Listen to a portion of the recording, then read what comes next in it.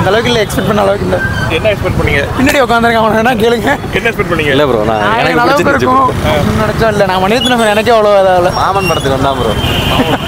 எஸ்டிஆருக்கு தான் கெத்தாக காட்டுறாங்க, ஆனால் செட் ஆகலை. படத்தில் நம்ம பார்க்குறப்ப என்னடா சிம்பு வராரு போகிறாரு அப்படிங்கிற மாதிரி தான் இருக்குது.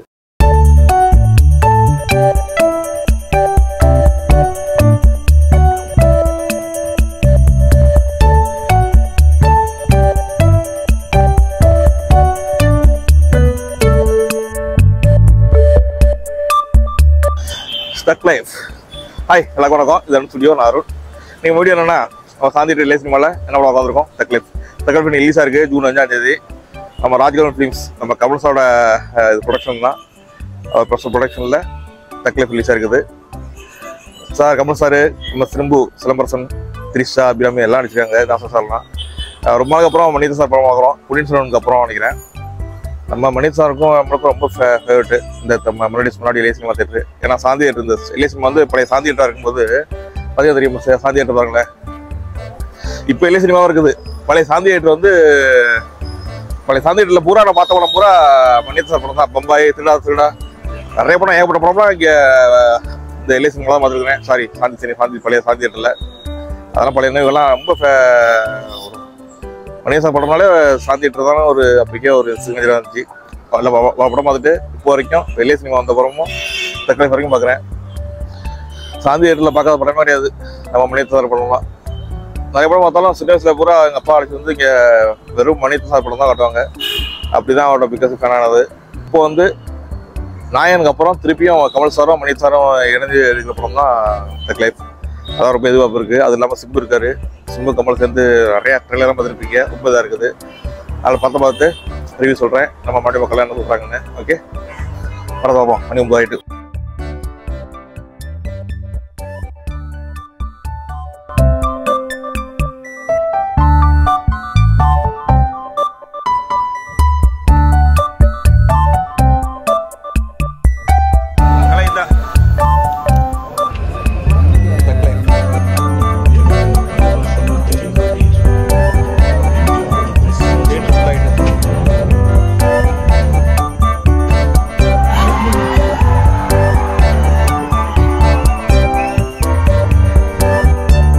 இங்கே வாங்க, சிம்பு ஃபேனாச்சு அவரு. படம் இருக்கு, படம் இருக்கியா?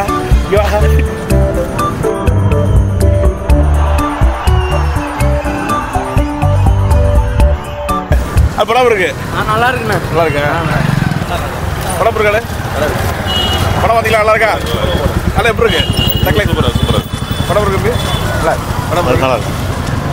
படம் நல்லா இருக்கு. படம் நல்லா இருக்கு. நல்லா இருக்கு. நல்லா இருக்கு. படம் நல்லா இருக்காளே. கடைசியில் தலைவனை கொண்டுட்டாங்க, அதனால நல்லா இல்லை. யாரு? ஆமாம். என்ன படம் இருக்கு? படம் இருக்கு. தக்லை நல்லா இருக்கா? நல்லா இருக்கு. தக்லை ஓகே தான் சார், நல்லா தான் இருக்குது படம். நல்லா இருக்கு.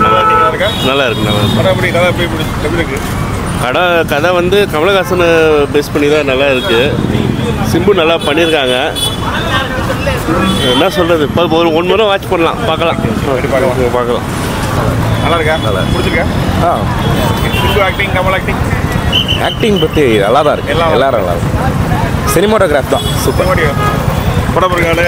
நல்லா இருந்துச்சு. நல்லா இருக்கா? நல்லா சூப்பராக என்ன இருந்துச்சு. பிடிச்சிருக்கு படத்தில்?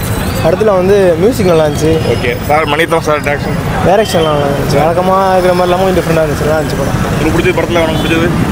எல்லாமே பிடிச்சிருந்துச்சு, நல்லா தான் இருக்கும். கமல் சாரையும் இன்டர்வல் சாப்பிட்ட பாப்கார்ன் ரொம்ப பிடிச்சிருந்துச்சு. பாப்கார்ன் பிடிச்சிருந்துச்சு. வேற என்ன படத்தில்? அதான் சூப்பராக இருந்தது. ஓகே, படம் பிடிச்சிருக்கு, ரொம்ப நல்லா இருக்கு. படம் பிடிச்சிருக்கு, நல்லா இருக்கு. உண்மையிலே படத்தில் என்ன பிடிச்சி? கமல் சார் ரொம்ப பண்ணியிருக்காப்ல.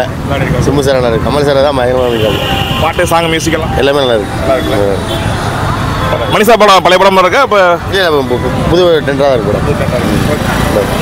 அது பிறகு one time watchable. Simbu okay, Kamal acting நல்லா இருக்கு. எக்ஸ்பெக்ட் அளவுக்கு இல்லை. அந்த அளவுக்கு இல்லை, எக்ஸ்பெக்ட் பண்ண அளவுக்கு இல்லை. என்ன எக்ஸ்பெக்ட் பண்ணீங்க? பின்னாடி உட்காந்துருக்க அவன் வேணா கேளுங்க. என்ன எக்ஸ்பெக்ட் பண்ணீங்க? இல்லை ப்ரோ, நான் எனக்கு அளவுக்கு இருக்கும் நினச்சா இல்லை. நான் மணியத்தில் எனக்கே அவ்வளோ அதாவது மாமன் படத்துக்கு வந்தான் ப்ரோ. இல்லை ப்ரோ, எக்ஸ்பெக்ட் பண்ண அளவுக்கு இல்லை ப்ரோ. படம் பிடிக்கும் ப்ரோ. நல்லா இருந்துச்சு. நல்லா இருக்கா? நல்லா என்ன பிடிச்சிருக்கு படத்தில்? எல்லாம் நல்லா நடிச்சிருக்காங்க. எல்லாம் நல்லா இருக்கு. பார்க்கலாமா? பார்க்கலாம். நல்லா இருக்கு. படம் பிடிக்கும் ப்ரோ. அபா வேரேஜ் ப்ரோ. பார்க்கலாம். கமல் ஆக்டிங்காக பார்க்கலாம். படத்துக்கு பிடிச்சது ஏதாவது ஒன்று? கமலோட ஆக்டிங் நல்லா இருந்துச்சு. ஓகே. கிளைமேக்ஸ் நல்லாயிருக்கும். ஸ்டோரி நல்லா பிடிச்சிருக்கும். மணிஷா படம் மாதிரியே இருக்கா பழைய மாதிரி? பழைய மாதிரி பண்ண சொல்ல முடியாது, ஆனால் பார்க்கலாம்.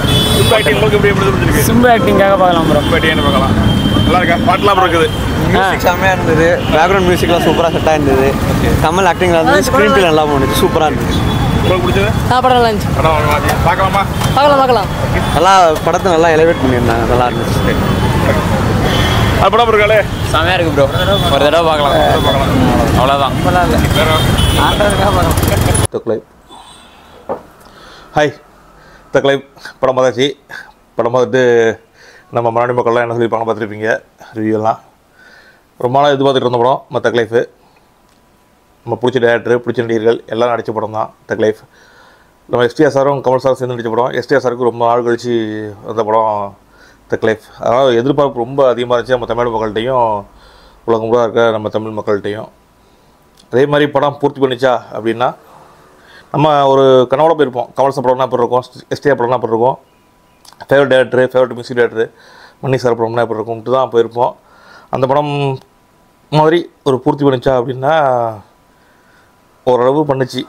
அதில் புரிஞ்சுக்கணும். பார்க்கலாம், ஒரு வாட்டி பார்க்கலாம். படத்துக்கு முக்கியமாக பார்க்குறதுக்கு எதுனால பார்க்கலாம்னா சினிமாட்டோகிராஃபி தான் முக்கியமாக. படத்தில் வந்து சினிமாட்டோகிராஃபி அது எப்பொழுதுமே வந்து நம்ம மணி சாரோட படத்தில் சொல்லிடலாம். அவர் படம் எப்பொழுதுமே சினிமாட்டோகிராஃபி சூப்பராக இருக்கும். விசுவலும் சூப்பராக இருக்கும். அவ்வளோ அழகாக எடுத்துப்பார், பியூட்டிஃபுல்லாக எடுத்துப்பார். எந்த இடத்த காட்டுறமோ அதை பக்காவாக கட்டிடுவார். அந்த அளவில் படத்தில் குறைய சொல்ல முடியாது. அப்போ அருமையாக இருக்குது. சினிமாட்டோகிராஃபிலாம் பார்க்குறதுக்குள்ள ஆசையாக இருக்குது. ஒரு அதுக்குள்ளே அந்த ஏரியாக்குள்ளே போய்ட்டு இருந்த மாதிரி இருக்குது. அதே மாதிரி கமல்ஸோட ஆக்டிங் சொல்லி ஆகணும். அவரோட ஆக்டிங் சொல்ல வேண்டியதில்லை. வேறு லெவலில் பேசியிருக்காரு. வேறு லெவலாக ரங்கராஜ் சக்திவேல் மாதிரியே அப்படியே அந்த கேட்டராக வளர்ந்துருக்காரு. இதில் வந்து நாசர் சார் எல்லாரோடைய பங்கும் நடிப்பில் பிச்சு எடுத்துருக்காங்க. சிம்பு வரைக்கும் எல்லாரோட ஆக்டிங்கும் பக்காவாக இருக்குது. மணிசாரை பற்றி தெரியும். மணிசார் படத்தில் வந்து குழந்தைங்க கண்டிப்பாக ஒரு குழந்தைங்க எடுக்கும். ஃபர்ஸ்ட் ஆஃபில் ஒரு குழந்தை அந்த சிம்புவுக்கு ஸ்மால் சைஸில் பையன் வருவான். அவனோட ஆக்டிங் வேறு லெவலு அருமையாக அடிச்சிருக்காப்புல. ஒரு 10 நிமிஷம் வந்தாலும் அவ்வளோ அருமையாக இருக்குது. இப்போ படம் ஆரம்பிக்கிறதுக்கு ஃபஸ்ட் ஆஃப் ஒரு 10 நிமிஷம் ஃபஸ்ட் ஸ்டார்டிங்கில் வந்து மிஸ் பண்ணாமல் இப்போ வருங்க. அப்போ தான் கொஞ்சம் கதை புரியும். கதை வழக்கம் போல் கதை தான், நம்ம கதை சொல்ல மாட்டோம். படத்தில் எங்கே குறைன்னா இந்த படத்தில் எஸ்டிஆருக்கு அந்த போர்ஷன் அவரோட போர்ஷன் வந்து நம்மளுக்கு திருப்தியாக இல்லையோன்னு தான் தோணுது. அவரோட சாட்டிஸ்ஃபை ஆக மாட்டேது.